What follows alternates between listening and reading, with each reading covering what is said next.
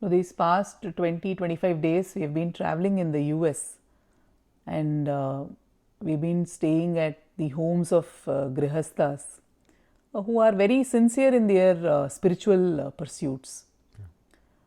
But then everybody has this question, how to balance their spiritual pursuits and grihastha dharma.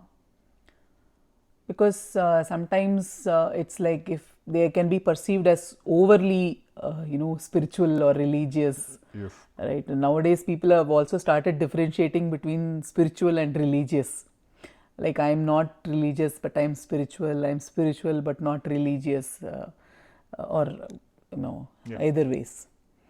But then we also see a certain discomfort in the homes when one sort of becomes very serious about that process, especially in these times when say a career progression or a better qualification or say bank balance is looked at as a measure of success. Whereas probably, like, when we say, okay, I can meditate for 5 hours, that may not be looked at as a measure of progress. That will be like, you're relinquishing your duties and then meditating instead of that. So, what can we tell them? That is true. If we look at married life, it's a beautiful relationship. Now, for many people, initial excitement would be there.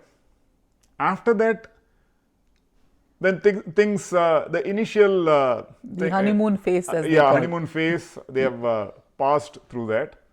It starts settling down. Now, settling down is a very important phase by itself, because if the relationship stabilizes, then in the comfort of that trust, what is meant by a stable relationship? There is implicit trust. So, that is a very good ground that has been achieved.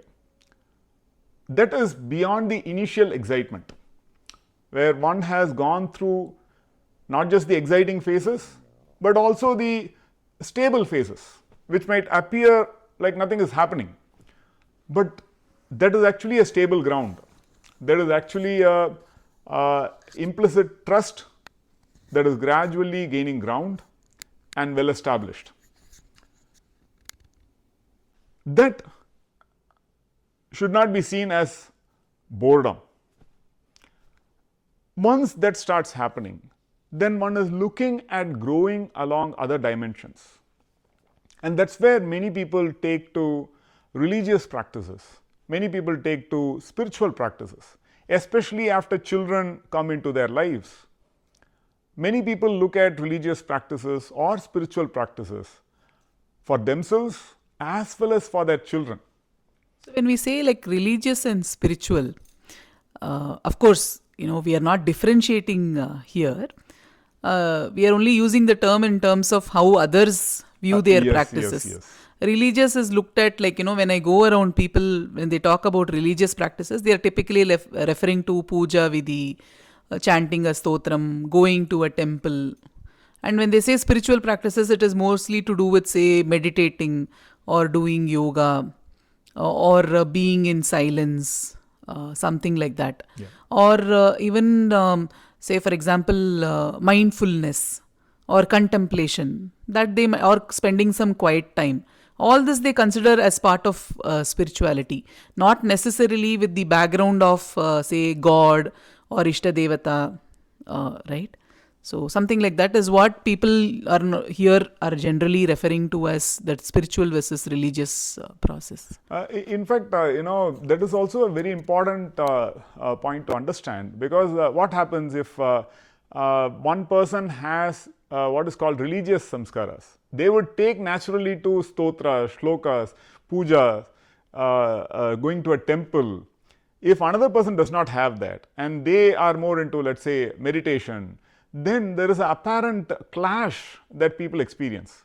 One person is into yoga, pranayama, meditation, or contemplation or just studying what is called philosophical texts, but the other person is into puja, into temple, there need be no conflict, because if we look at it, it's a spectrum. So, the spectrum is called saguna and nirguna. Saguna is those which have gunas or attributes. All that is happening through the process of puja, to going to temple or ishta devata, doing some yajna, homa karya, and all of these, when we look at religion, these are dharmic practices which are again tuned to bringing in well-being, individual, family-wise, and in the society, because these again help the mind settle down. When we look at practices like yoga, pranayama, meditation, philosophical texts, all these are again designed to bring in that stability of the mind, individual well-being, family well-being, and larger societal well-being. So, there is no conflict between these. That is where one is saguna, nirguna. Nirguna means without specific attributes, and saguna means with expressed attributes. And this is a whole spectrum, you would see. Even in an individual life, one experiences in deep sleep, one does not have any specific gunas. That is nirguna. When we are in the waking condition, we have a personality, we interact, and that is saguna.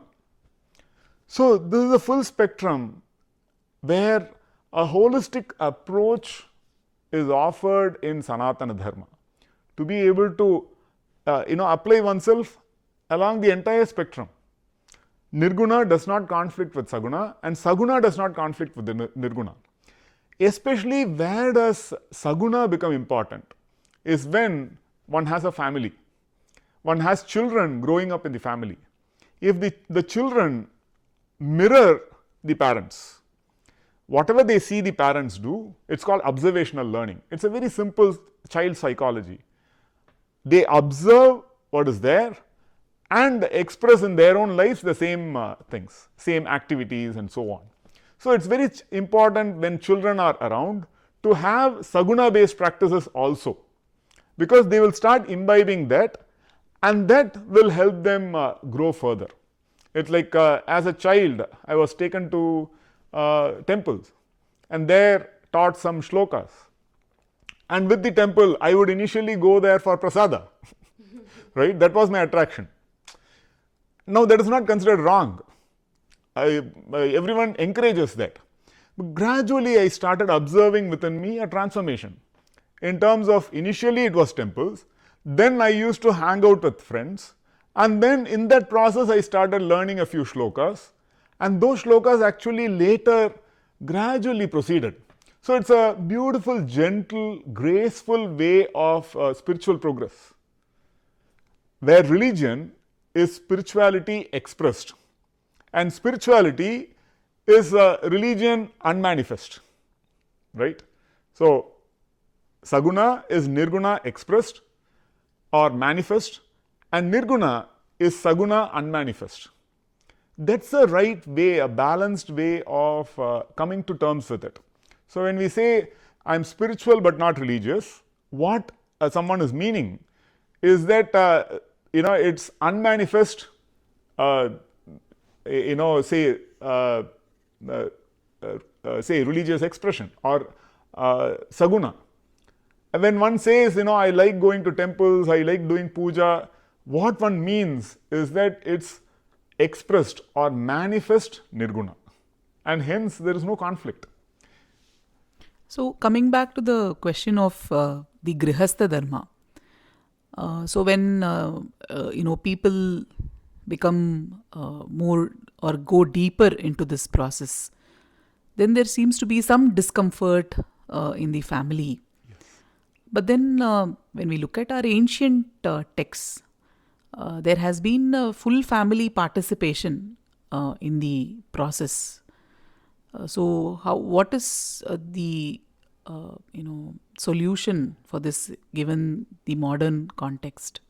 Yes, this becomes a very important question to address. Now, many people seek clarity with respect to this. So that's where when we are looking at grahastha dharma or married life or such relationships, which are very good bonds, which are meant for overall growth, for individual growth as well as for the family to grow, and through that the society grows. When we look at it in that context, then we see that during bachelor life, we are thinking about our own ideas and we actively pursue it. There is no resistance, so much resistance from that a married person faces. But married person, the resistance is not in terms of an opposition to one's pursuit of this. It is in terms of multidimensional pursuit. That's why when one spends too much time, say, meditating, or too much time in, say, puja, if it is at a later stage of life, then it is acceptable. But if it is at an initial stage of life where the relationship is growing, then one needs to understand that the other person also has preferences and joint preferences, where spending time together also has to be taken in account. And that's why if we look at our Indian philosophical thought, it will clearly mention dharma, artha, kama, moksha. So a balanced approach where there is scope for artha, kama, dharma, all of that in grahastha dharma. If that is ignored, then one person might feel left out, because if one is doing meditation, it's an individual pursuit, it's not a collective pursuit, while actually doing something together is a collective pursuit. So both of these need to be balanced in urban life, in modern life, so that there is good overall growth, and there a little patience is required.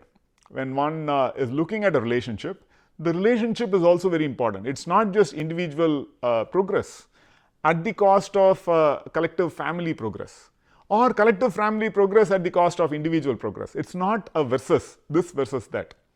So that's where tempering the speed. It is just like, for example, if we were to drive a car on the road is a collective place where others are also using the road. At that time, let's say someone wants to drive at say 100 kilometers per hour, no matter what, then that would not be the ideal condition. That is just a projection where one feels satisfied driving the car fast. But then one has to be considerate of others sharing the road. Now this is for a third person. When it comes to a family, it's one's own. One needs to develop the view that it is one's own. It's just it's the relationship is so close that one need not look at the other as the other.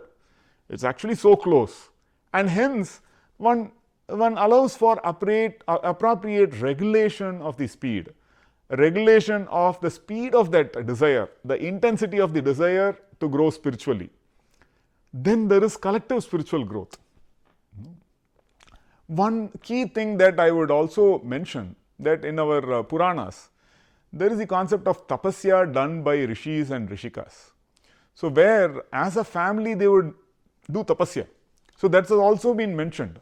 Or sometimes the rishis would go to the forest to do tapasya for a few months even. That was all accepted within the framework of grahastha dharma in ancient India. I think now that would help provide appropriate framework where one has such intense desire that should also be accommodated not as a variant or a deviant desire, but within the framework of grahastha dharma, where one accommodates even such desires, a desire for moksha including, and that is not looked at as against family life, that is included within the family life. In fact, at this juncture, I feel that looking at the ashrama dharma also becomes very important. When we look at the 4 ashramas in terms of brahmacharya, grihastha, vanaprastha and sannyasa, there is a progression in terms of the pursuits that we have, or the measure of the pursuits that we have. So when we look at the Grihastha Dharma process, the Grihasthas are the one who sustain the society, who also support the educational process. Even in the modern context, if you see, the families have children, the children go to school, the families are the ones who are ultimately sustaining the education system. They pay the taxes. Of course, bachelors are also earning, but nowadays, since after college it takes a while to get married, Yes. so bachelors are basically contributing to this system. Otherwise, it's like grihasthas contributing to the system. So that way, this appropriate moderation of even these practices which suit the grihastha life will be useful, is what I feel. So maybe how do we like even have some periodic intense practices, but whereas our regular practices can be more moderate, pursuits can be more moderate, or how do we resolve this thing? Yeah. See, if you remember, uh, at a certain time, we felt that one of us need to pursue deeper tapasia. Correct. We Yeah, in both- fact, I'm asking this question as a third person observer. Okay. But nevertheless, it should be a joint response. But nevertheless, yeah. So that way, if we look at it, we had the common vision of serving the world, because we were largely satisfied, fulfilled.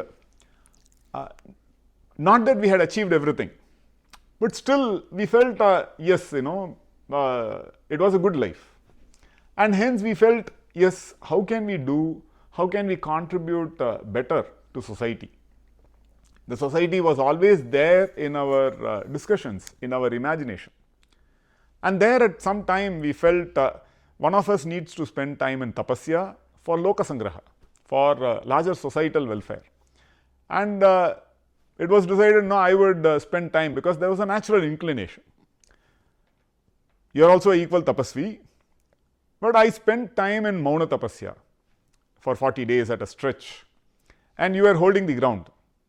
Now, this kind of a collaborative spirit, where one allows for it, given the larger vision of how together we can benefit society, how together we can contribute in a meaningful manner, because our lives are pretty good, are well taken care of, because it's a simple progress. We are working together. It was a good life. Now, how can we extend that benefit to a larger society? We were already fulfilled, we were happy. Now, how can we spread that happiness to everybody in terms of, so that's where tapasya, when we say it's intense pursuit, and intense pursuit is not a problem. It can easily be accommodated. Say monthly, one weekend, one spends in Mauna Sadhana, where one is completely isolated. That will provide so much satisfaction for one who is oriented in that direction. Need not be on a daily basis. It is just like appetite. When we feel hungry, we would eat.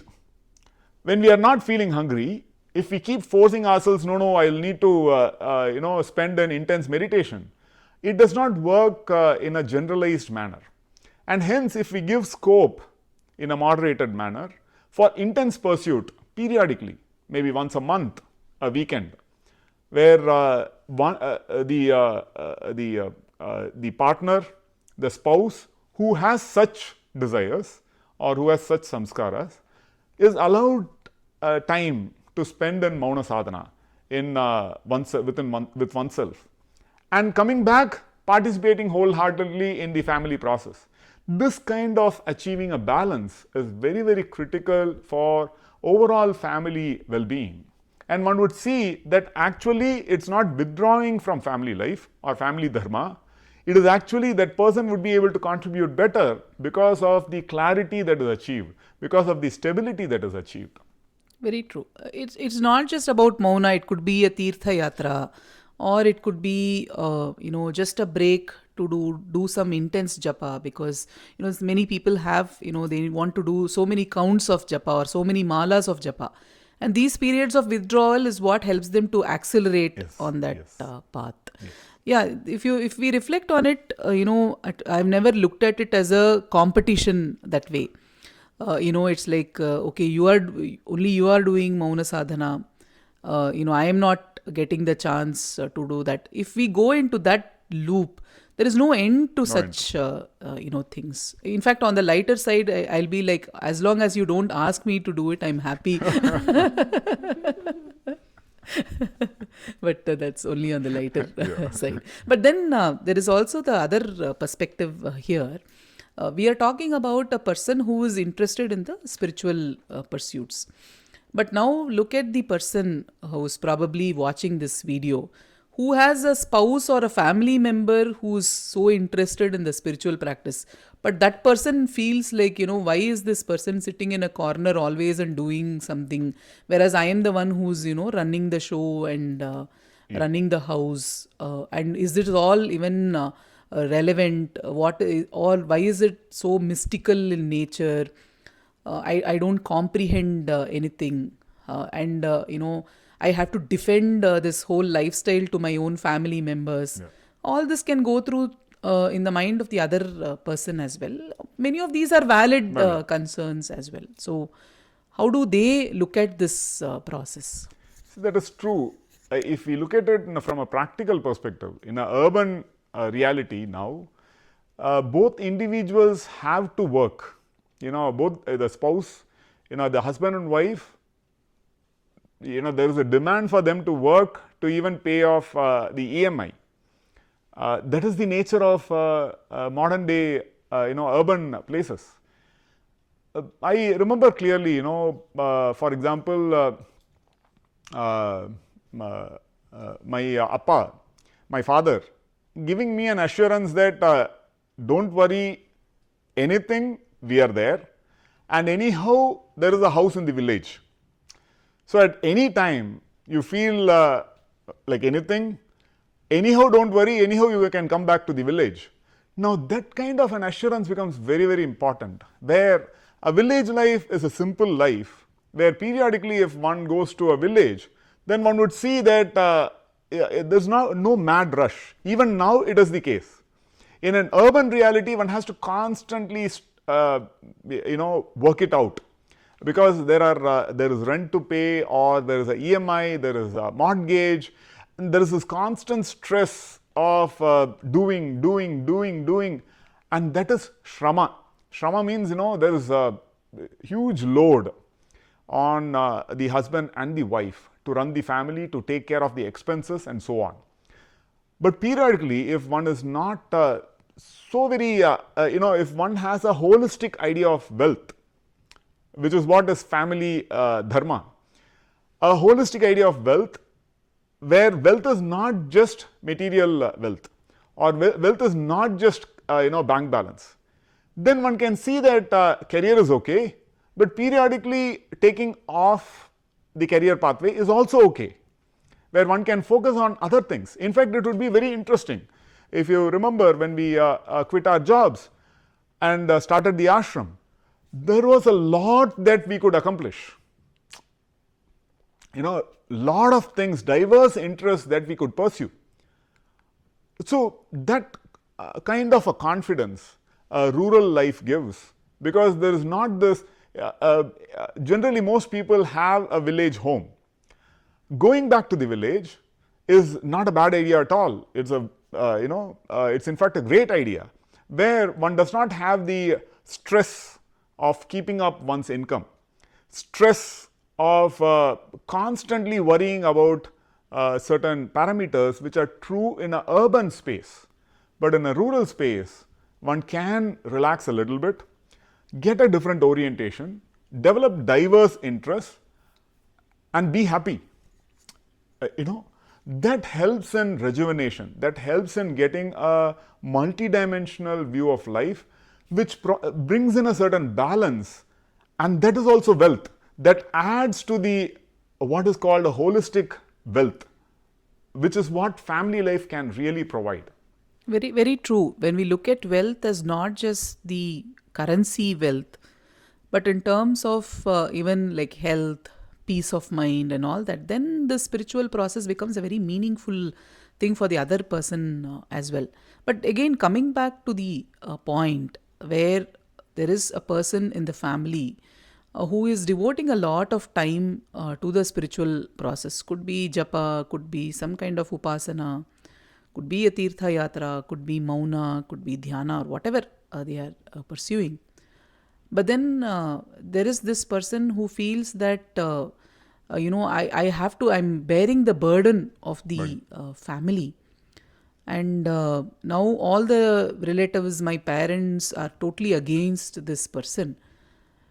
Then I also don't know what is all this, because anyway in the Hindu family anyway they would have grown up with some basics level of practices, but then this seems a little extreme. So how Going does overboard. like how does this person come to terms with it, or how can such a person be onboarded onto the process as well? Yes. So there's a very a practical viewpoint that we have developed by interacting with a lot of people. So theoretical viewpoints are certain ways. So that's why when I said going to a rural place, it is not a theoretical viewpoint at all. It is actually a practical viewpoint. Similarly, when there is this view that the other person is going overboard, and one is bearing the burden of the family responsibility. So one can also be in terms of even monetary responsibility. Let's say the person who is going overboard, not overboard because of their interest, the the depth of interest, because it's so satisfying. They might even, let's say they don't want a job. Then the other person might feel that they are carrying the burden of family responsibility. Even in such a case, there is nothing to worry about. Going to, for example, being in US, if there is a problem, India is always home.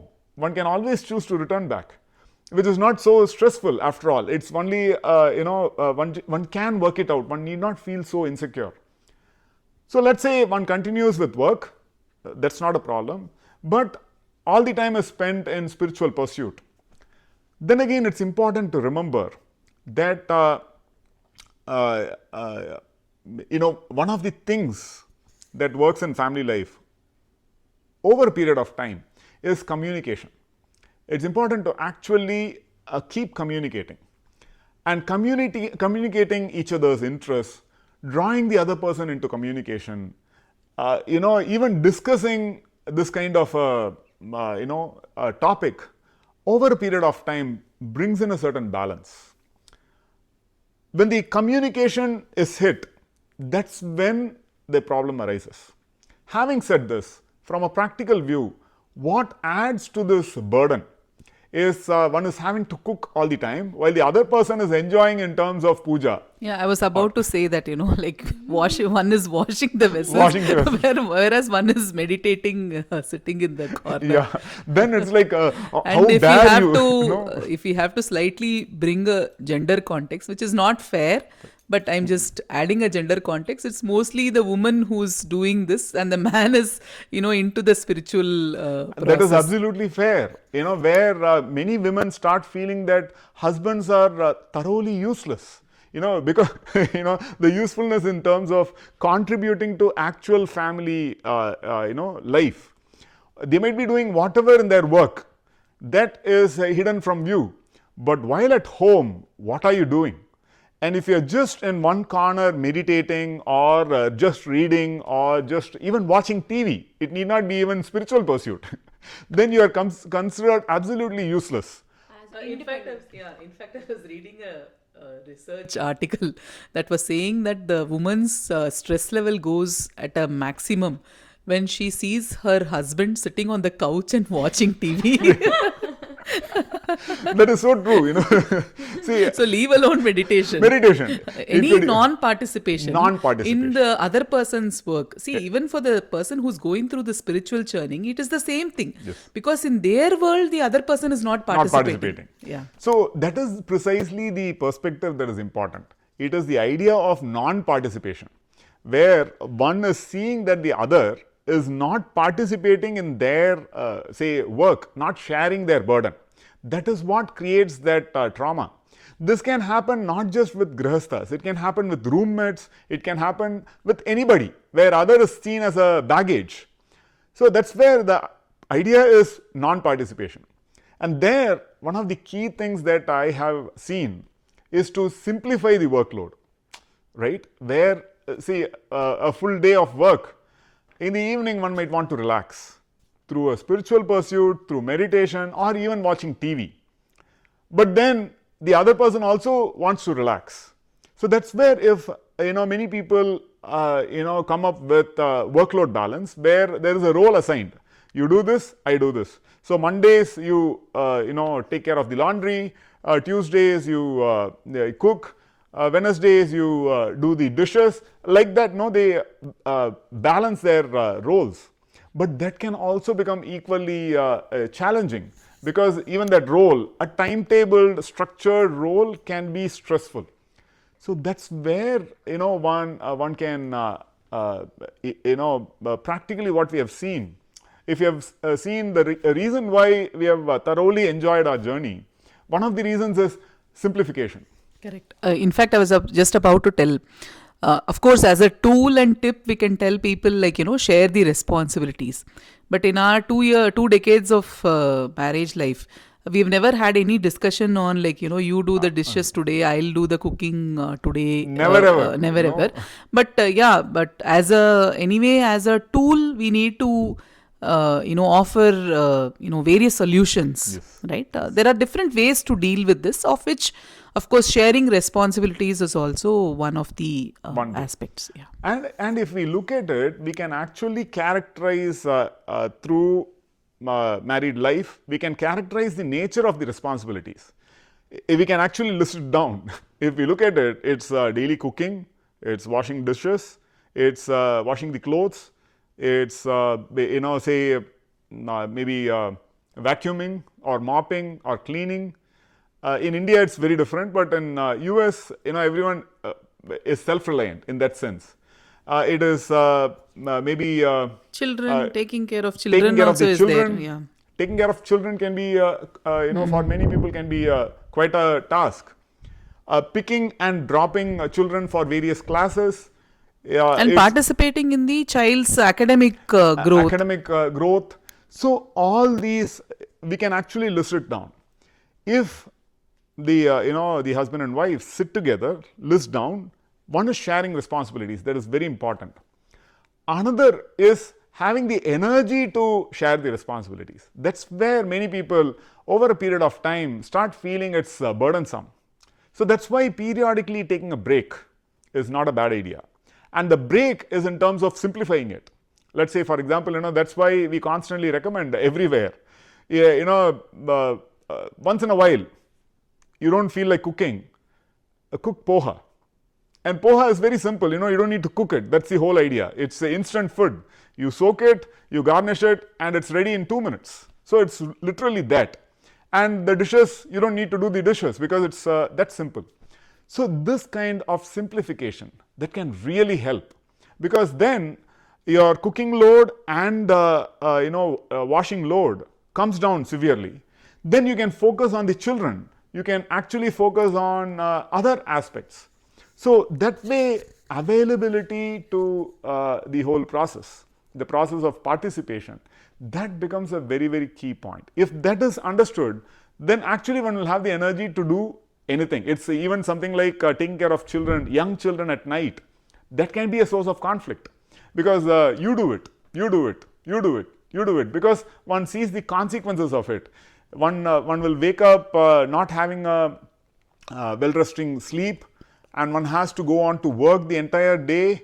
The child has not slept, one has not slept, and that can become very irksome, very irritating.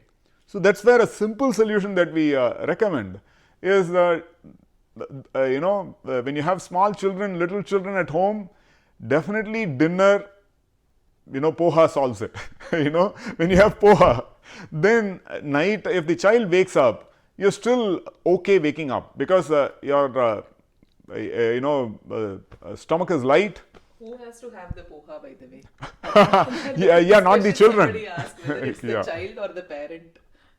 Yeah, it's the parent, that is recommended to have, because, that way the parent can wake up and take care of the child and still, the next day not feel stressed out at work. So Or available for work. or is it misunderstood that this is not a collective effort? It's just an individual, independent effort of the grihastha, whoever is involved in the spirituality. Like, do they think that okay, because he or she is just meditating, it's not a collective effort to the family, but just a independent effort to himself or herself, and Yes. because the end goal is not understood properly, maybe the conflicts arise. Yes, that's a beautiful point that you have mentioned. So that's where, if we look at it, it's also the idea of wealth. If one is earning, then it is shared wealth, because the wealth can be spent by everybody. If one is meditating, then it's like individual, we don't know if it is wealth. Then what's the use for it for the family? Is it useful? So that's where, if we look at our tradition, it clearly looks at even puja, dhyana, going to a temple as wealth, as accumulating punya. And what is meant by wealth?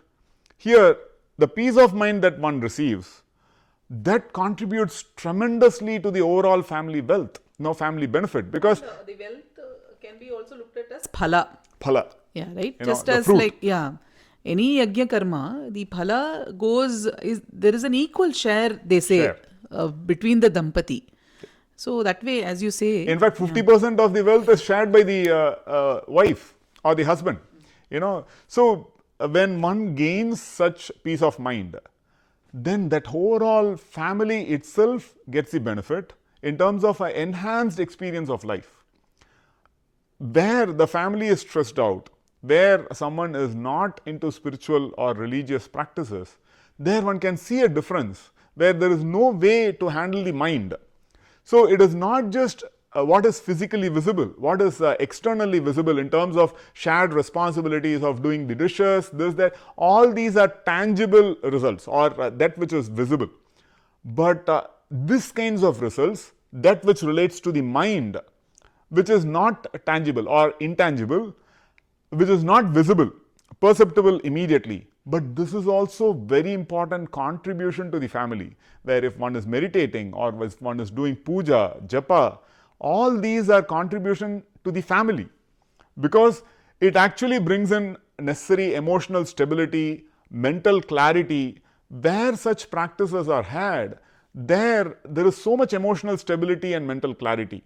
So it's not just doing the dishes, it's not just cooking, it's not just doing the laundry, which are visible in nature, but also dealing with the mind. And that's where such things become very important, and these are encouraged in the Indian tradition. in fact, this brings to one point in terms of the higher ideals of life. Say, for example, when we take, say, ecological or eco friendly life, that is definitely helping the planet. So, when we say usage of chemicals versus eco friendly life, definitely eco friendly life is at a higher pedestal, or it's a higher ideal.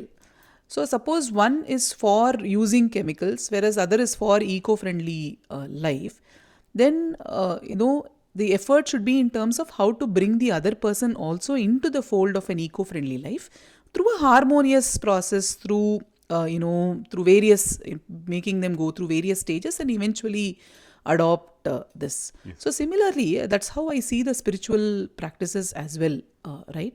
Because it is definitely at a higher level, and it, as you said, it's considered to be contributing to the well-being of everybody concerned, including the society.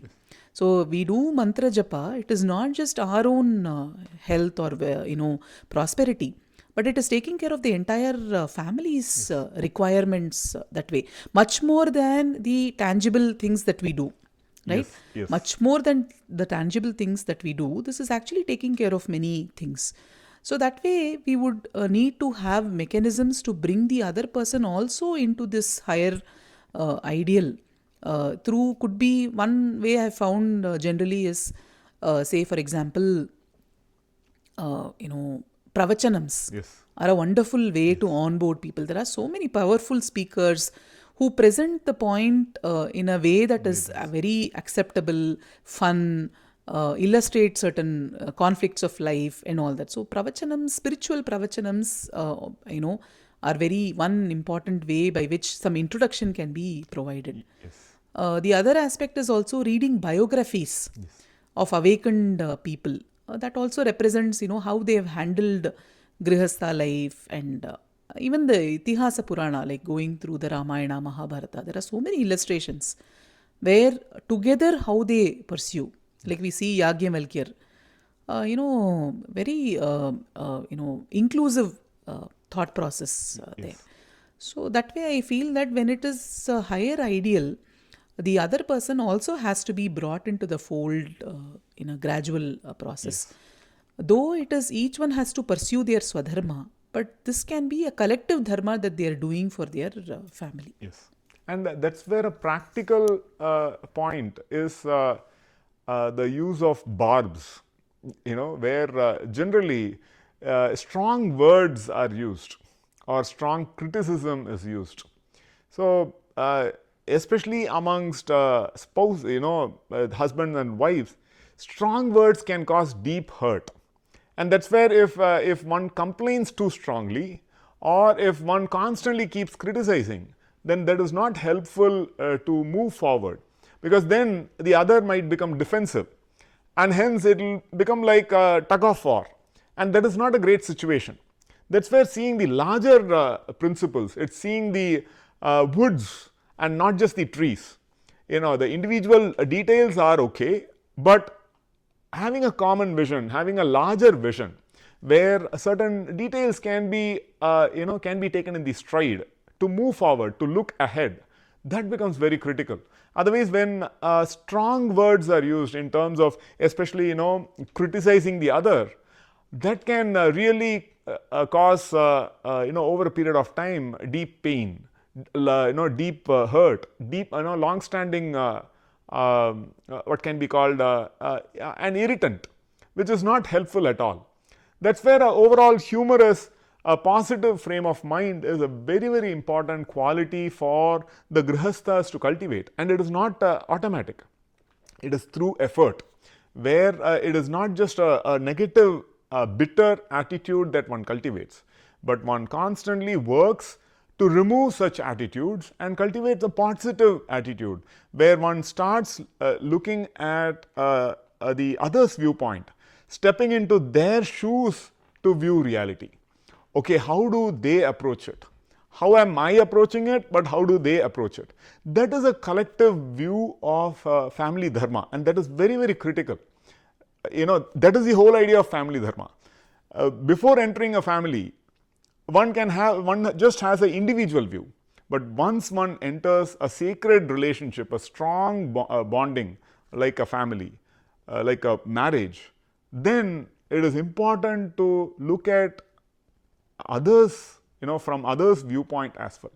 That is the bonding, that is the close bonding that one develops, and that is an awesome thing. It is to be celebrated. It feels so good.